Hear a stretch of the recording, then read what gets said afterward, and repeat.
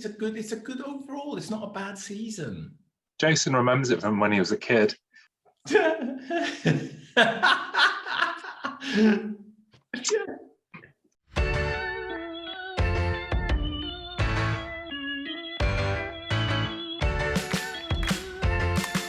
Hi guys, welcome to another Doctor Who review. We are talking about Doctor Who Season 1. We are going right the way back to the start. If you're new here, don't forget to like, subscribe, do all the exciting things that you should do, and you'll get lots of our childish humour and good reviews, quite good reviews. I'm Paul or PBal, and I am joined by... Hello, my name's James. Hi, everyone. Hello there, and my name's Jason. James, are you in black and white? I am. We are going back to the beginning today, so I've gone black and white for this evening's recording. Well, I'm super jealous at that. Jason, were you worried you've gone colourblind? Well, it's a bit of a WandaVision thing going on here, isn't there? We don't get Wanda till Faceless One, so there's no WandaVision in Season 1. Oh, indeed there isn't, but what there is 44 weeks of Doctor Who. Woo! 44 weeks of enjoyable adventure. I'm going to point out before we start, add your comments and thoughts on stories and things below, or, anything else. We'll always read them and love them. Titles between stories could vary. Everyone's got their own opinion on what they think different stories are called. So, it's all part of the debate and the fun. And we're going to kick off with the Tribe of Gum. Unearthly Child. I was going to call it the Unearthly Child. Doctor Who and the Caveman. The one with the caveman. The Unearthly Child. The first story. So who wants to kick us off with that? Jason, you saw it when it was originally broadcast. You can start. I'm old, but I'm not that old, if you don't mind. We're going to do the broadcast version, not the pilot, but this is really very much, it's two stories, isn't it, in reality, because you've sort of got the opening episode, and then you've got 3 episodes of cavemen.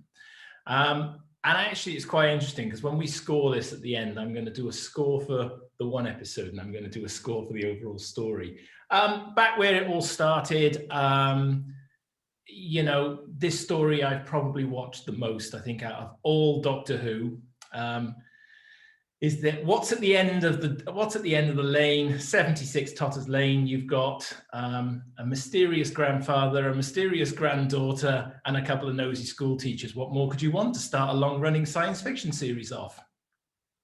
So let me just clarify. Are we scoring Unearthly Child, Cave of Skulls, Forest of Fear, and Firemaker, or is it you just created some new scoring system? I've just created some new drama. I'll do a score for the overall story, but I'll explain at the end.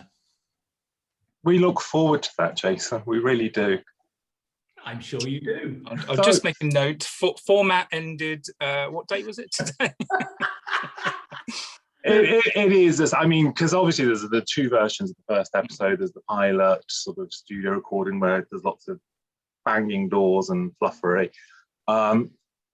It is one story, Jason. Stop being a Mary. It is one full story here, but it's just a shift of location, and obviously there's no cavemen in the first part. First episode for me is one again I've seen loads. Probably the successive 3 episodes less so. The first episode, it is gorgeous. It is completely gorgeous, and it is such a great launch for the show.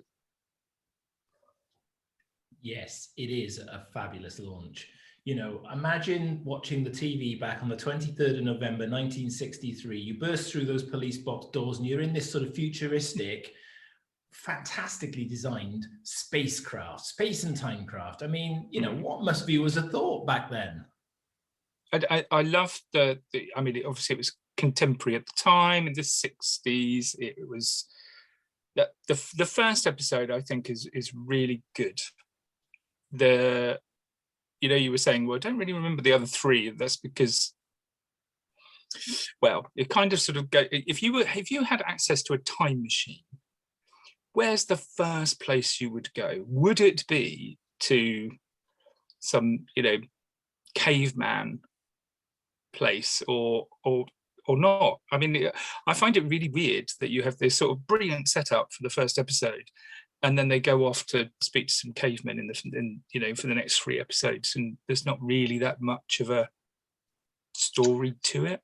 Maybe I'm being a bit harsh, but I think you're being a wee bit harsh. I mean, I think the gist is, I think originally they quite liked the idea of doing the minuscules. That was always the big thing, wasn't it? They wanted to shrink them. They decided it's probably going to be a bit expensive and a bit problematic. So we'll save that to do it badly with Planet of the Giants. But he does just take off, doesn't he? He doesn't purposely decide he's going to speak to the cave people. It is just quite randomly. But I mean, I love the thing actually about the cliffhanger to part 1 is that you get that shadow and the sandy sort of, and it could be anywhere. It could be somewhere quite exciting. And you know, actually, I'm gonna put some cards down here ready now. Look.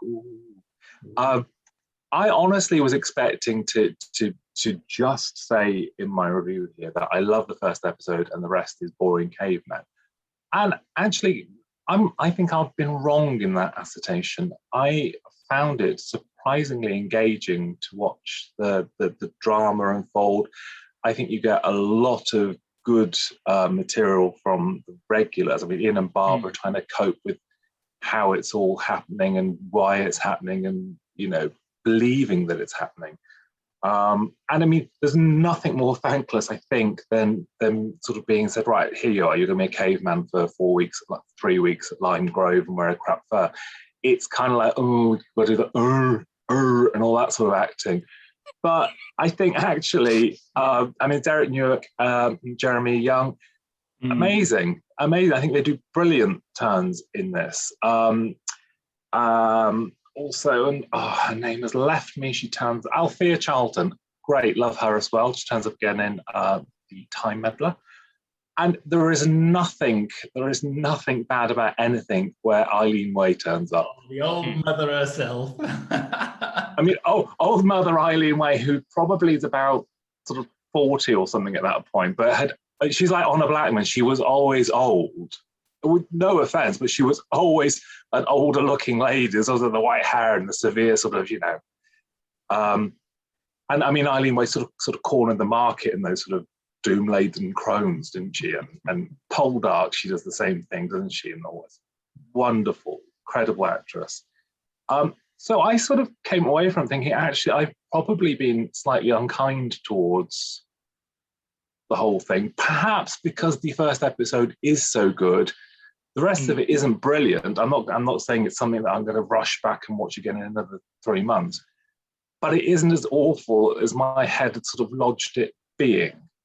No, I think I'd agree with you on this. And I also think because it's quite a generic narrative to a degree, it does give you a chance to follow the new regulars, and actually just see how at odds they are with one another. Actually, as this story unfolds, because obviously he's whisked them away from London. They're out of their depth. He's playing it really.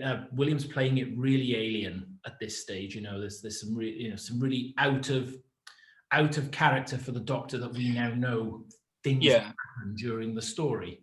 There's the bit with the stone where Ian thinks he's about to basically kill the caveman, and I think the characterization of the Doctor in quite a few of these stories is very prickly, is very harsh. I think I would say Susan is more alien, and I would say that her bits, it really vary. Sometimes she's just like, teenager, stroppy, but then there are other bits, I'm sure we'll talk about in other stories, where it's completely bizarre, her behaviour. It's very scary in some places, and then other places quite juvenile. So I'd say she's got the brief of, you are an alien's granddaughter.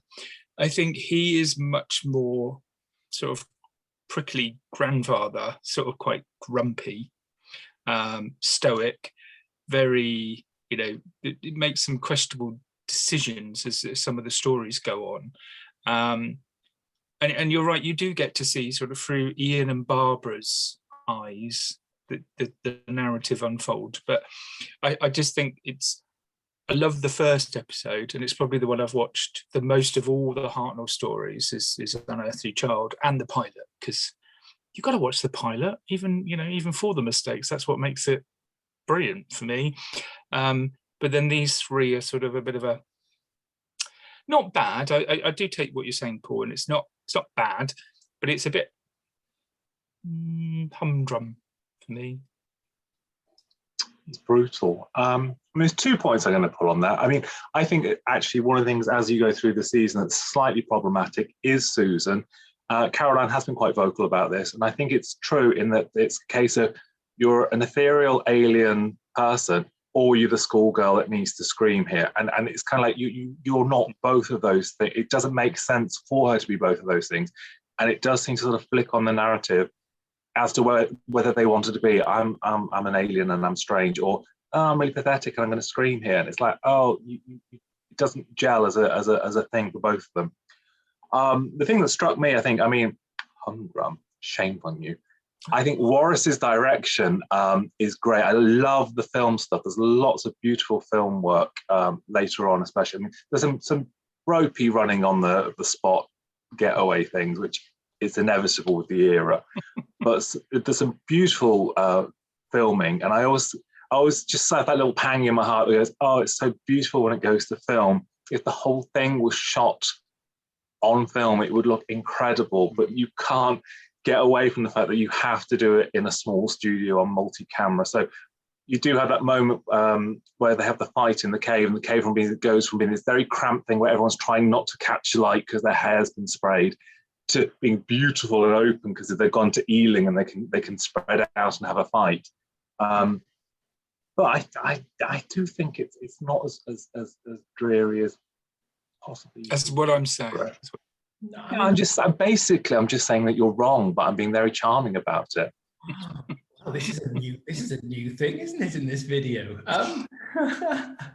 Me being charming or telling people they're wrong. Well, I think either. I think, to be honest, I think Warris Hussein, he is obviously a very early directorial piece for him, but I think he carries it really, really well. And again, he's got, as I said, a fairly generic script to work with, and he's got to lift some very challenging scenes. And again, I think that the film sequences, the bits, particularly the bit where they run towards the TARDIS at the end of episode 4, and it's really quite well done. I know they're back out on film at that point, but it is really quite well done. I think he makes a really good go at it. I think it's a sort of vague. I don't know, would Doctor Who, if it had just been this and then they'd gone somewhere futuristic and kept it very sort of straight-laced, I don't know whether Doctor Who, as it became, could have become what it became without the next story. I think you need them. I think the monster is where this is. I mean, if this had been, I don't know, 5th or 6th in the run, it would have felt a bit strange and out of place. So I think it's probably the only position in this season where you could have done this story. But it's illustrative of the fact that we've got a time machine. We can go all the way back, and the next one's, well, we can go all the way forward somewhere else. So I like the setup of it, and I suppose it's the setup that Russell T took with it of doing the forward back. And that's what I had written down. It's very similar to what Russell T did at the beginning of the relaunch of the show. Is it showed you the contrast between going back into the past and then going into the far future. Again, I mean, we've discussed a few sort of reboots, restarts, and things like that, and the TV movie recently. It's interesting because the story comes again through Ian and Barbara. We're not introduced to anyone through the Doctor. We're not introduced through Susan. It's all. I mean, Susan's dancing there. We have to just take a moment for that. But Ian and Barbara. I'm all over it. That was more like Alpha Centauri, I think, there, Jay. We'll let that go. So it's interesting because Ian and Barbara are in there, are rational, there are eyes, they're asking questions that we would ask. And again, I do love all the performances from all the regulars, and I think everyone look. I mean, you know, Jacqueline passed away sadly, sort of a bit early in the world of fandom, so I do think she doesn't necessarily always get the recognition that some of the others do. But I mean, I think I'm going out on a limb here because I do think everyone's great in this, but I do think Jacqueline throughout this year is the undersold star here. There are some stories where she definitely, and we will talk about them, where she definitely takes the lead, and yeah, just brilliant. And again, like you say, not often the one you would talk about. Do you think the show benefited because of what happened with JFK, which is a weird thing to ask, but of course it was repeated because JFK was murdered the day before. So do you think that sort of the second showing of it helped embed that show? I'd no, but I'd also like to say, imagine the conspiracy theory. Maybe Verity was there and... Oh, I can only imagine Gallifrey Base today if that were the case, eh? No, Sorry.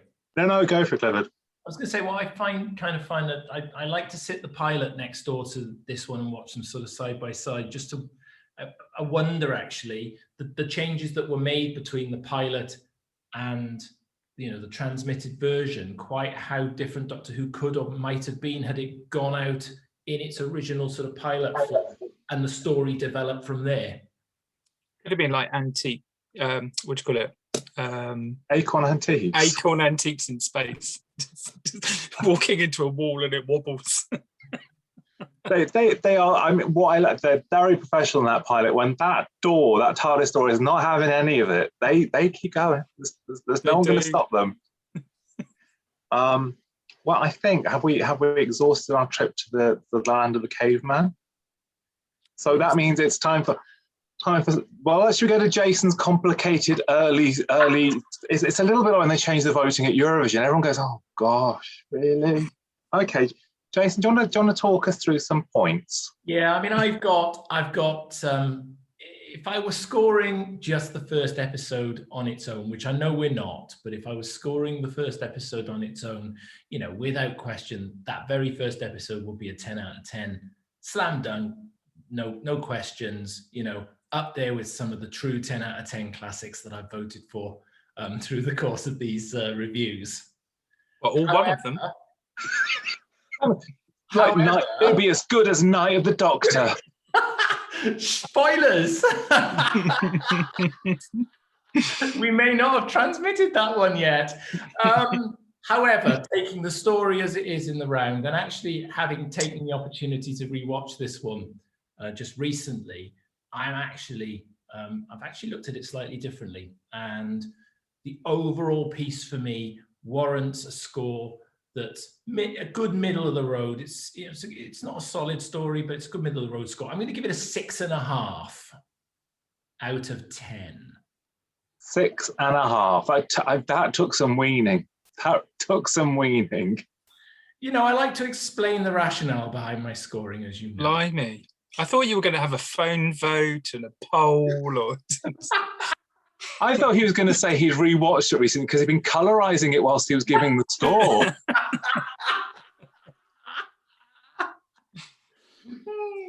James, what was your score for Doctor Who and the 100,000 BC?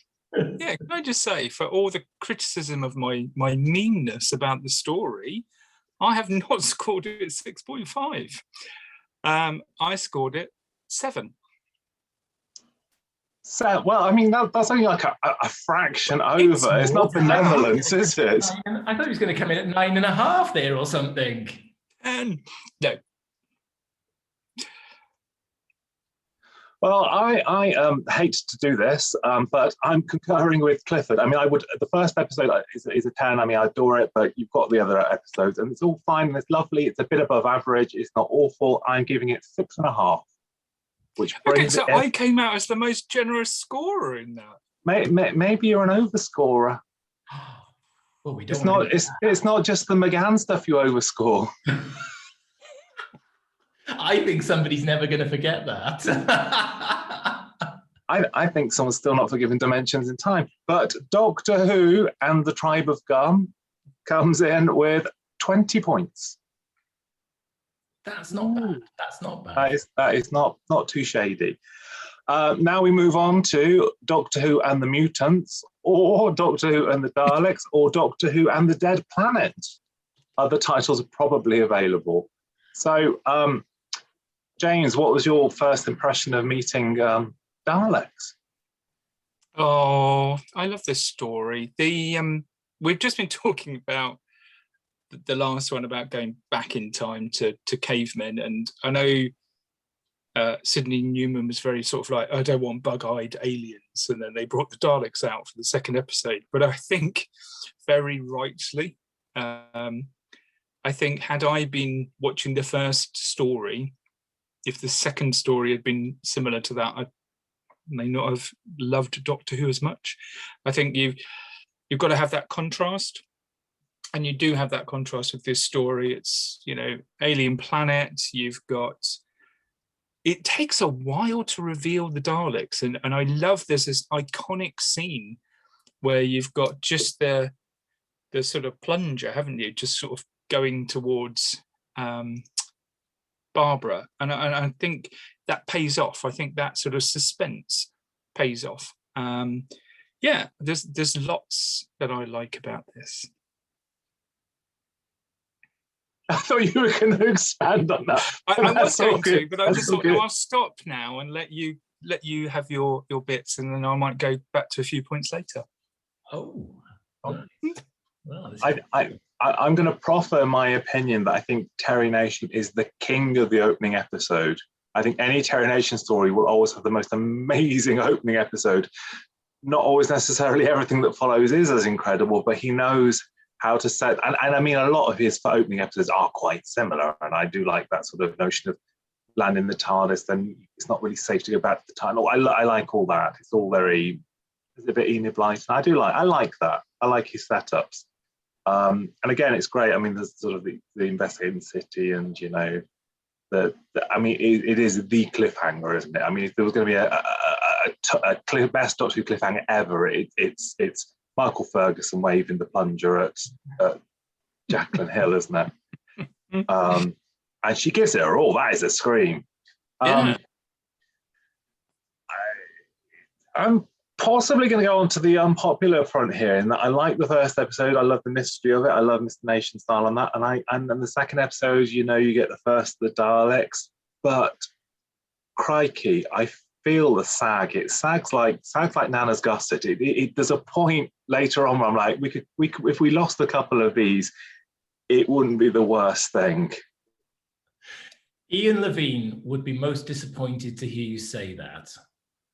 I mean, if I were to be entirely cruel, I'd say that it does it in 7 episodes, but the film does it in a glorious 75 minutes, and I love the film. I must have, when you're watching it, part of me is thinking Peter Cushing and the way that it's presented like that. But I still love it, even though it is admittedly too long. There is still something about it that I really like. Yes, you could probably take out a couple of episodes and tighten it up, but no, I still. It may be saggy in the middle, but that is Jason, it is quite forgivable. For me, this is 7 episodes of Doctor Who I'll never tire of. It's Nation's most original script for Doctor Who because it's the very first one, and therefore, you know, the ideas haven't been reused at this stage, so it's kind of a good start. But no, look, this story, it sets Doctor Who up, and it's why we still, I think, are all watching it today. It's got just about everything. It's got a great setup in the first opening episode. You build to the menace of the city. The city's there. We've got to go and see the city. You know, you're in there. Jacqueline's menaced by the plunger. You see the Daleks for the first time. It's the first time we've seen things like this on television at this stage, bear in mind. You know, again, Chris Barry's direction in this is very good because he's dealing with almost an unknown scenario for TV, having to work with these sort of big giant Dalek props. You know, I love my Daleks, as you know, but these big giant Dalek props in Small Line Grove Studio D, you know, that isn't going to be an easy situation for anyone to direct. It's got good premise. It's got a good plot line. Yes, okay. Once they're running the middle bit and they're running and trying to get back into the city, it doesn't quite work. But, you know, the climax at the end, all of it for me works super well all the way through.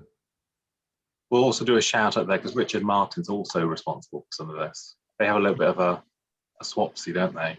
They do, actually, yes. And both are more than capable of handling this story. I mean, sorry, no, go on. That was my big segue. Oh, okay.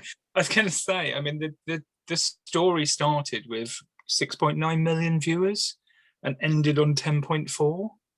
So it grew during that, and I think that's because the Daleks were instantly different. They were recognizable. It's still something we have today.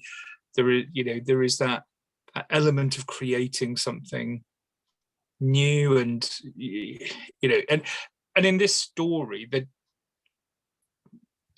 they're limited to what they can do. They're powered by the electronic, the static electricity, etc. So it's not like they can go out of the city or anything, but there is still a menace about them that they've been living in this place all this time, sort of just basically becoming creatures of hate, ready to get their revenge on anyone who comes near them. So I think that the whole premise of the Daleks I really like, and it's something you can instantly get hold of as a child. The sound, that voice, and exterminate is a good catchphrase. And I think you're right, Jason. That's it. That for me, I can watch this as well, and forgive all of that because of what it sets up for Doctor Who. It sets up. This is what Doctor Who is about. I mean, we had Dalek Mania. What happened to Thal Mania? I mean, the Thals are a great setup alongside the Daleks as well. Yeah, I'm actually. Can I even do this? Look at that! I'm in my Thal trousers today. It's thematic. They're not leather, alas, but they're on the way. Thal's a great bunch of actors as well. Virginia looks the same today as she does there. It's incredible. I suppose are they slightly? Then obviously they're the first sort of alien race, aren't they? Daleks aside that we meet, and their defining characteristic is all being blonde, I suppose. But I mean, I get it. I get that the Daleks are what launches show's history, and I take none of that away, and I take none of the importance of them, the design of them. I love all that. But watching this as a story and giving my opinion on how I feel about watching this story, I'd rate it below The Chase, and I'd rate it below Dalek Invasion of Earth. It is something that I like parts of it. I like the vibe in a general sense, but I just find it's in my head, it's still two very ominous VHSs that you've got to battle through to the end of the first one, and then you've got to chunder the second one in, and it's like, oh, is this story still happening? Just drop the nuke on the Thals already.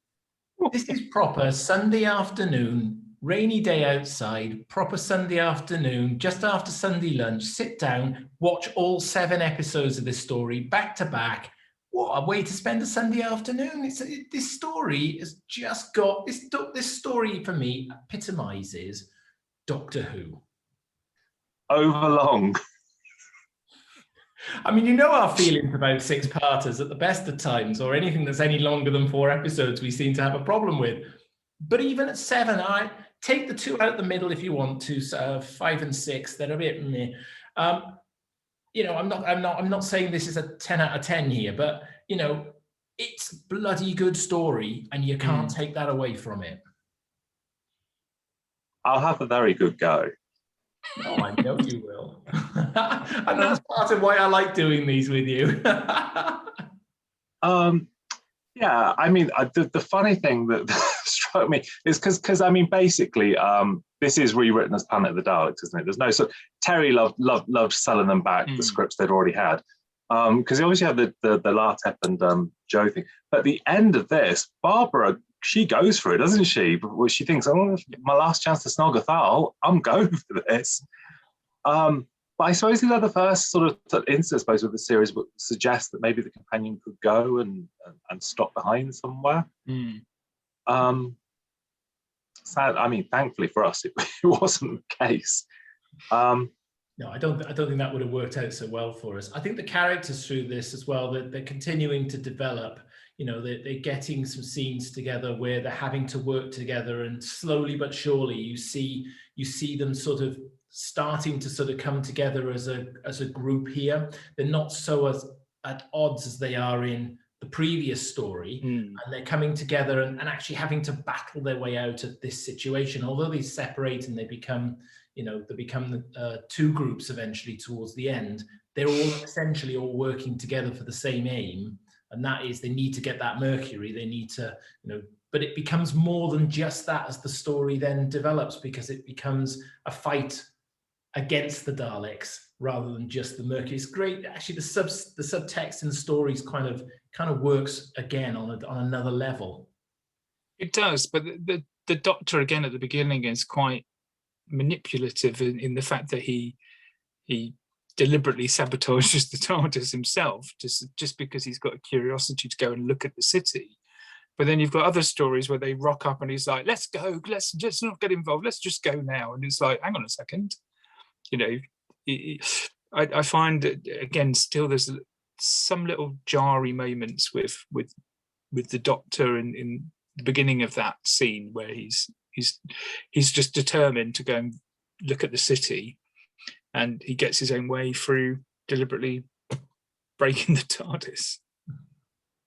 I mean, far be it for me to point out the vaguely problematic thing here that the bad guys are the mutants and the good guys are the pretty blonde ones. just saying. I mean, we had to wait for equality with Galaxy 4, didn't we, on that one? Doctor Who's still an anti-hero, isn't he, at this point? I mean, the sort of theme of the first 13 really is that actually he's not that nice. He's selfish. Yeah. He's arrogant. He's got a variable wig. That's what rolls with it for the first 13 weeks. I kind of see the first 13 almost as its own story arc now, and I know they were released in that way on the DVDs, but it's actually a 13 episode story arc where you come right from the beginning, right to the point where, I don't want to spoil Edge of Destruction, we'll come on to that in a minute, but we're coming on to it. When you get to the end of the next story, you've come full circle, and actually the four are now actually completely bonded and working really well together. So although I said about the very first episode being its own standalone thing and making it confusing, there is actually a 13 episode story arc here. This is true. So do we think we are approaching scores on the doors for Doctor Who and the Mutants? Just before we do, I want to give a shout out to Raymond Cusick's design, because again, without Ray Cusick, we wouldn't have Daleks as we know them today. Rusty here keeping me company as always, but Terry Nation's the man who is heralded as the creator of the Daleks, but Ray Cusick and his design in some of these early stories is just simply outstanding. It's sublime. And he draws from a lot of influences in design, but that Dalek, whoever it is that created it, I genuinely believe that it was Ray Cusick. I think is just a phenomenal piece of design, as is the city, the Dalek city as well in this story. And David and Peter for the voices. There we go. That was all very positive and very nice. So let's do the scores where I can be unkind. Come on, should we go to Jason first, because he's more inclined to change his votes? Well, I'm not changing my votes. I've got some very, very cast iron ideas about where I want to go with this first season, because it is a season that I kind of like. It's a good, strong season. But for this story, I've already said it through the review on this that it isn't a 10, but for me, it's a very, very solid 8 out of 10 for the Daleks. 8 out of 10 from Jason. What's James going to give the Daleks? Well, I do feel like an overscorer now today. Thank you. Yes, I gave the Daleks 9 because I just genuinely, even though it is slightly saggy in the middle, I enjoy it. It's like a comfort blanket of Doctor Who, like you say, Jason. When you just, rainy afternoon, stick on the Daleks. Very happy with it. I was 9, but I took a point off for the 2 saggy episodes in the middle. I mean, if it's raining outside and you put this on, it starts raining inside. No, I'm not a hater on this. I like it, and I like a lot of what it brought to the show. I like a lot of the style, the design, like a lot of things about it. I just don't love it. So for me, it's a 6. Oh, that's one less than the number of episodes there are. What's your scoring mechanism again? It's my heartfelt opinion. I mean, more people watch Dimensions in Time than this, and you voted that lower. Spoilers. It's not spoilers. These go out in order, you mad Mary. Oh, right, okay. It's already gone out then. We're being punished for our previous scores. Yeah, I don't think he'll ever forgive us for the score we gave Dimensions in Time. I really don't think he'll ever forgive us for it. No. No. I mean, he says hashtag justice for Kroll, but I think it should be hashtag justice for Dimensions in Time. Dimensions in Time has got its own justice through being one of the fan favourites. Well, the Daleks total there comes in at 23 points. That's right. That's good. I like that. That's good. Yeah, good. That's fine. And we now move on to probably the cheapest Doctor Who story in existence. Ever. Doctor Who and the Edge of Destruction, or Doctor Who and the Inside of the Spaceship, Inside the Spaceship, Doctor Who, and basically we've got no money, but we've got 2 weeks to fill. Doctor Who, the filler. Yeah. Is I think what it's called. I mean, it took 2 days to write. And I don't know. Yeah, 2 days to write, and 2 directors to direct it. I mean, it's the shortest. It's one of the shortest stories with 2 directors, and it was written in 2 days. So it's kind of like a real proper filler that was born out of a crisis here, isn't it? It was, and originally the run was for 13 episodes, and they weren't sure whether it was going to be recommissioned. So they had this 2-episode gap, which they filled with this story, and I think, in general, the idea of the story is quite good because you were talking about the character development. You've got the main cast; they're pretty much trapped on board the TARDIS. There's things happening. They all distrust each other. The Doctor is again here. He's quite mean. He drugs them. Then he has a go at Barbara. It's just just like. Your usual coming together activities that you do.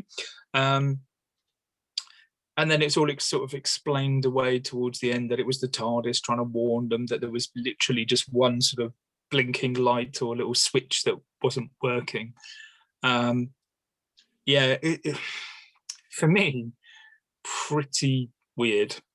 The fast return button as a plot solver is one of the most bizarre endings to any story I think I've ever seen. I mean, it's such a simple way to end the story, but it is such a bizarre, particularly with the very well written in black felt pen fast return text that was written next to it on the console, which I absolutely adore. Verity Newman thought that Hartnell had written that himself because he liked to sort of put directions around the TARDIS console, and so he knew which button to press, and they left it in.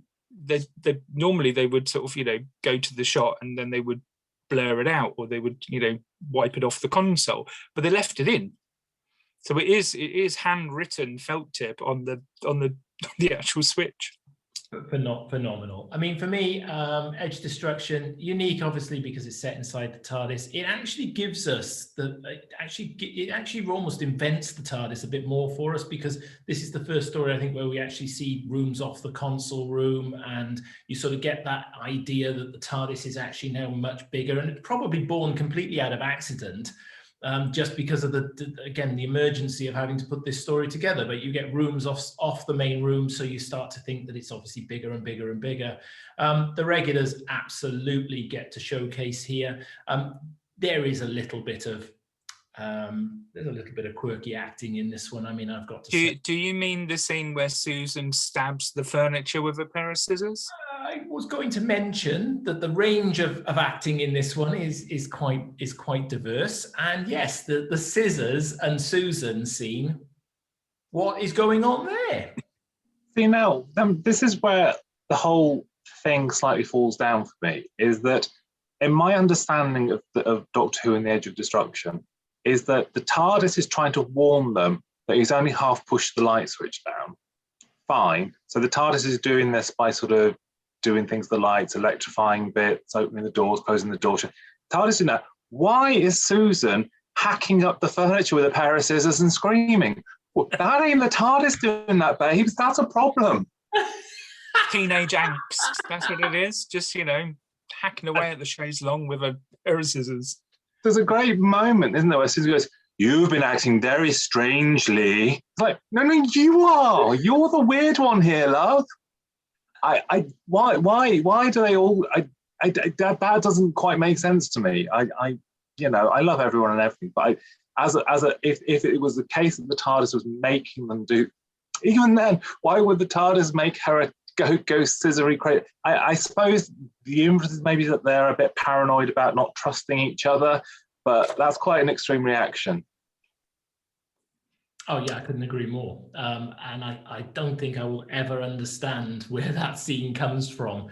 Even explaining it there makes a bit more sense than I think it's ever been when I've watched it. But yeah, I mean, it's a bit odd in alongside what else is going on in the story. I mean, there's some great tension being built in it for a two-part. The lighting effects are brilliant, because obviously the TARDIS lights are getting darker and darker as the story progresses. You've got the menace of the clock faces melting, and the doors are opening and closing, and you don't understand why it's doing it. It's actually, for a two-parter, it's just a nice, simple little story with some bizarre acting going on around it. And then you've got Hartnell's speech, towards the end of the second episode, and there's something that clicks. And all of a sudden, Doctor Who is properly born. Oh, that's a very nostalgic Clifford, that was. It's true, though, isn't it? I think it's nice that you get that moment at the end of it where Doctor Who goes, "Do you know what? I've been an arse. I've misjudged you. It's my bad. You've been talking sense in this story and other stories, and I've not given you credit for it. Can we start again and be friends?" And that is the sort of culmination, I suppose, of those 13 episodes, of them going from being, let's get you home, you've got to get home kind of thing, to actually let's be friends, let's travel, let's be a group.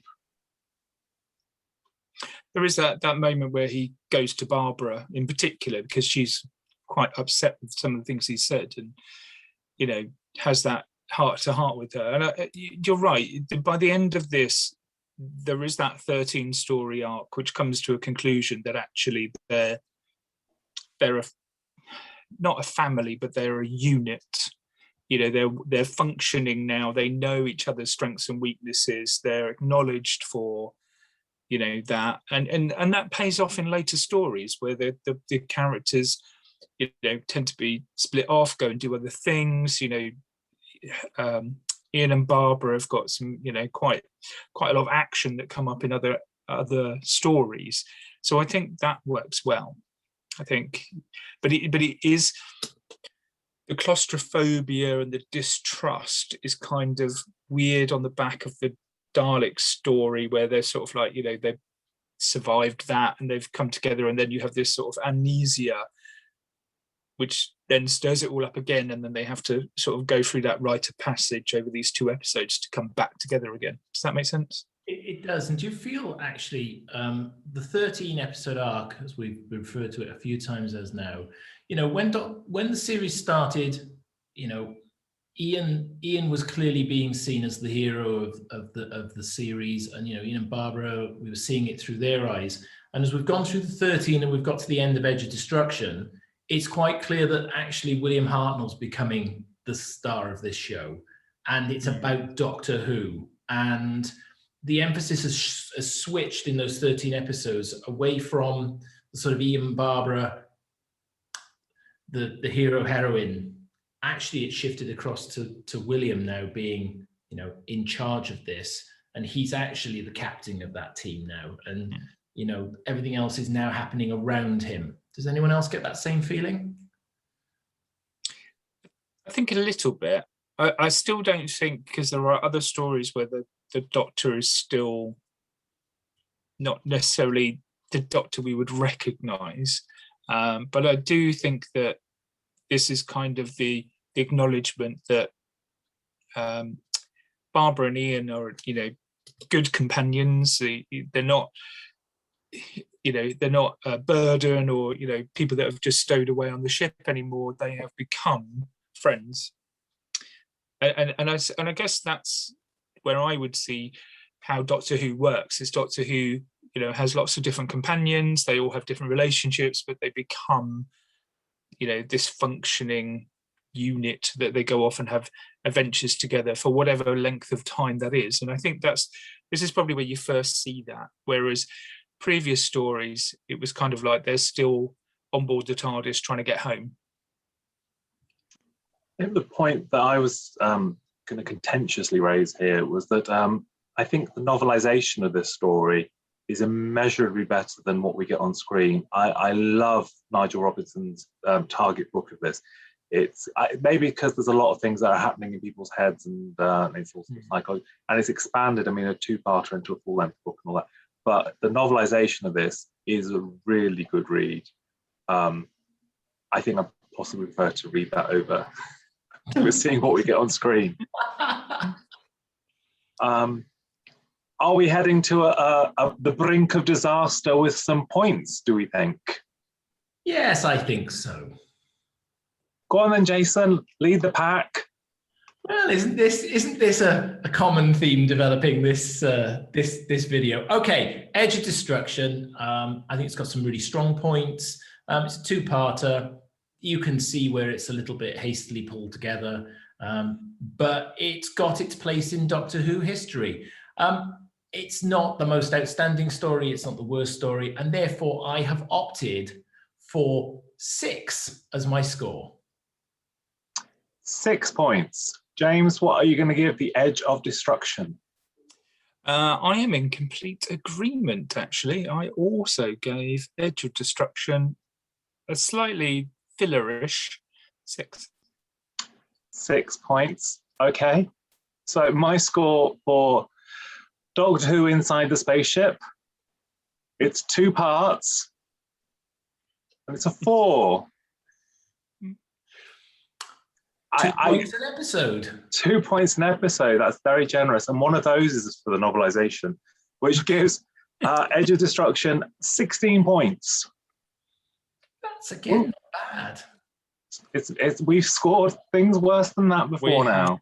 Oh, we certainly have, and we may well do yet as this season progresses. Well, we are heading back in time again. We've got a story which actually doesn't really have much in the way of alternative titles, unless you're the Radio Time special. So it's Marco Polo or The Roof of the World. Marco Polo, obviously. How about Caravan to Cathay? Have you literally just made that up? Yes. Carry on caravanning. Do you know what? This story is absolutely my most wanted archive return. Out of everything that's missing, out of all the episodes that are missing, I think we're missing quite a significant chunk of Doctor Who history here, with these 7 being missing, because you've come through the first 13. We have this complete break now, which is a shame. I think it was finding its stride, and this story for me, I've watched telesnaps, and it's quite well known that I'm not a fan of the telesnaps because I struggle to follow along with the stories.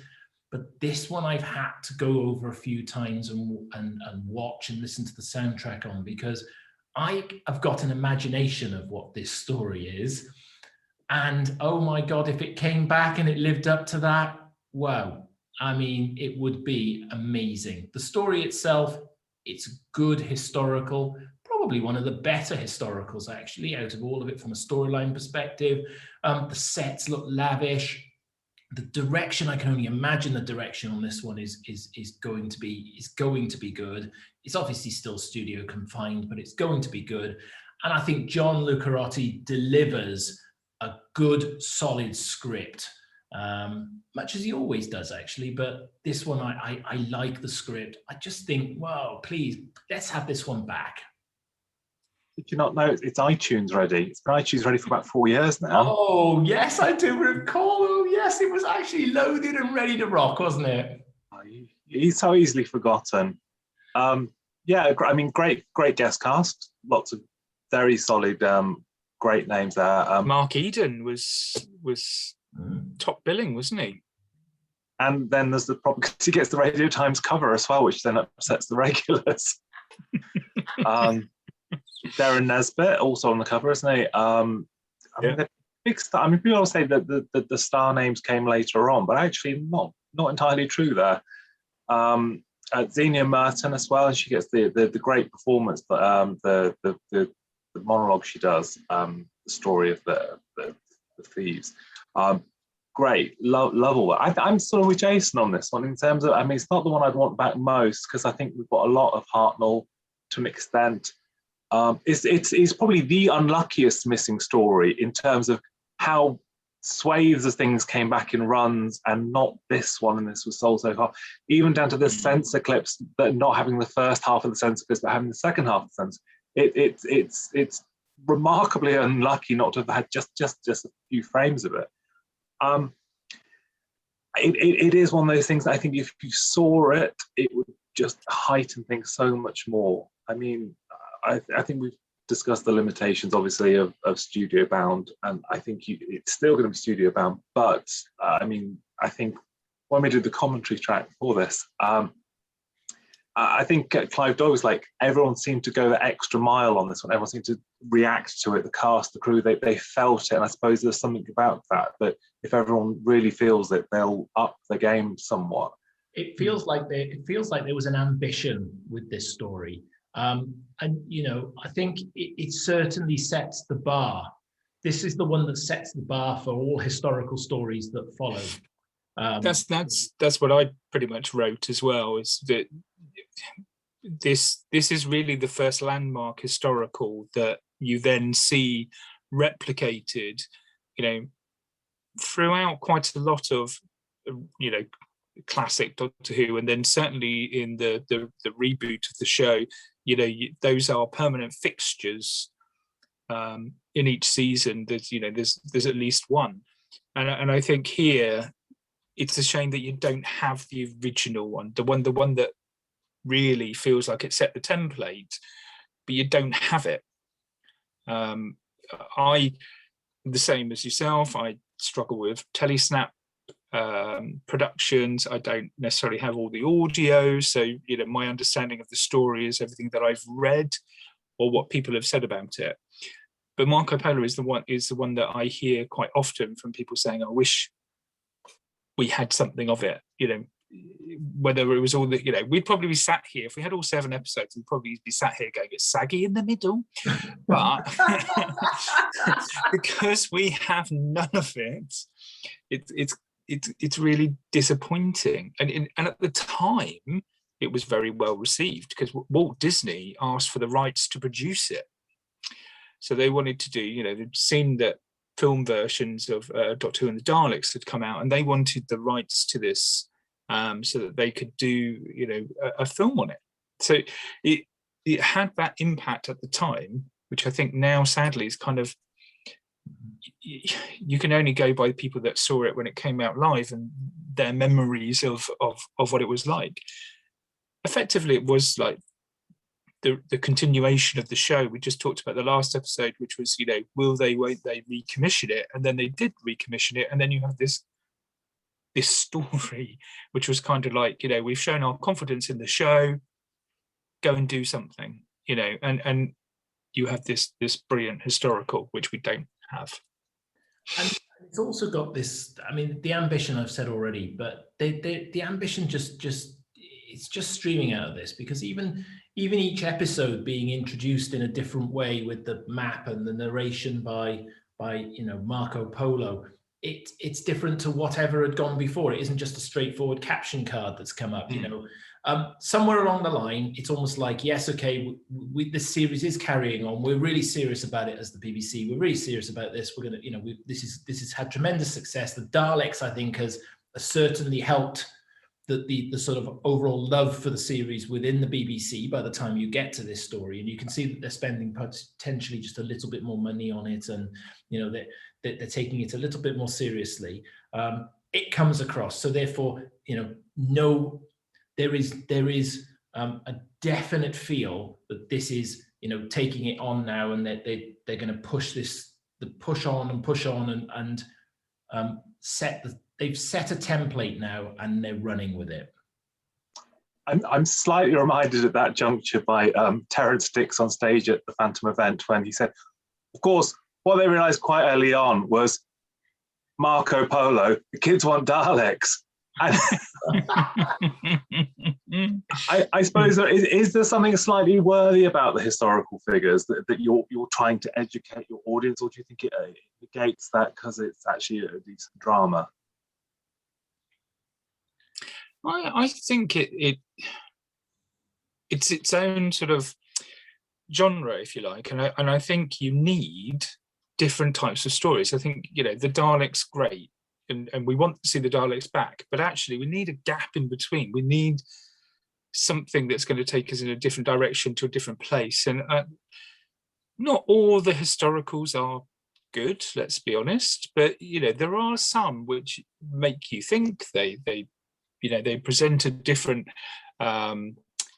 type of story around the main character. You've got the sort of TARDIS crew bumbling in and trying not to disrupt history or whatever else, and I think they're quite, for me, I quite like those stories, as well as the Daleks and the Cybermen and whatever other aliens. It's quite nice to see them embroiled in a historical plot where you kind of know the outcome, but it's for me, when it works really, really well, is how they become incorporated in it. And that's why I say some of the historicals work better than others, because of inaccuracies, because of some of the things that take place. But I do like it when they are pivotal or sort of around the edges of some significant event.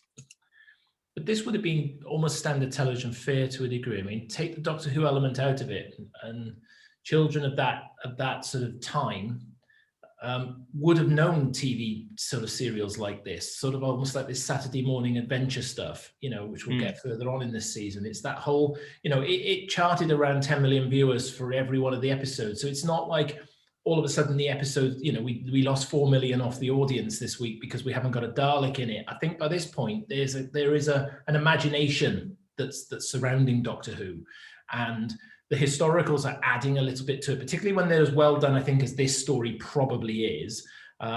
You've got Tigana, who's obviously the menace, and you've got that sort of interplay between Marco, who actually is a little bit got his own.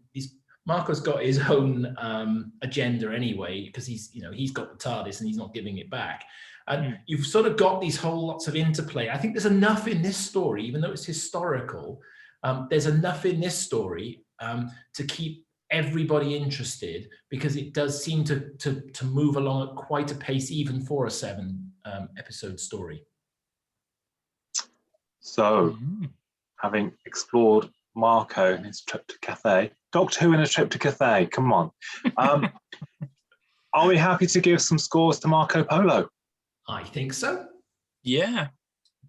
Go on then, Jason. You kick us off. Do you know what? If this one was back, I think my score would be very close to a very high score. However, I'm going to rate it on the fact that I've got an imagination of what this story is like. I've seen the pictures. I've listened to the soundtrack. I've seen the telesnaps. I think the ambition is fantastic. You can see it screaming through. So I'm going to give Marco Polo 7. So what does that say about your imagination then, if you just imagine a 7? Well, do you know what? I'd give it, I think I would definitely be up on a 10. I genuinely believe that this would be a 10 out of 10. If I had this story back in the archives and I was watching this, I genuinely believe this would be a 10 out of 10. I have to deduct some scores because I can only imagine what this story's like. It doesn't say about my imagination. I'm trying to downplay it because I can't give a missing out story 10 out of 10. It's impossible. It's a 7 out of 10. And he can't remember it that clearly from when he was younger. I must have been out playing in the street. At the age of 20. Okay, James, where are you at on Marco Polo? So I'm actually not too far away from Jason on this, because I think I've said this before when we scored another missing episode. I do agree, Jason, I'm taking the mick a little bit, but I do agree it's very difficult to judge it on the fact that it's not there.